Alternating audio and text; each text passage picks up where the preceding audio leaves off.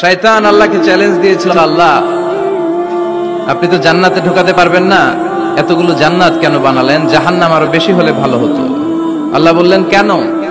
শয়তান বলে, আল্লাহ এই সবগুলারে আমি ওয়াসওয়াসা দিয়ে মুনাফিক বানিয়ে নাস্তিক বানিয়ে জাহান্নামে ঢুকাবো। আমি চ্যালেঞ্জ দিলাম, ডান দিক থেকে ধোকা দেব, বা থেকে, সামনে থেকে, পেছন থেকে, নিচ থেকে, রগের শিরা উপশিরায় ঢুকে, মাজরাত দাম যেখান দিয়ে রক্ত চলাচল করে ওখানে ঢুকেও আমি ধোকা দেব।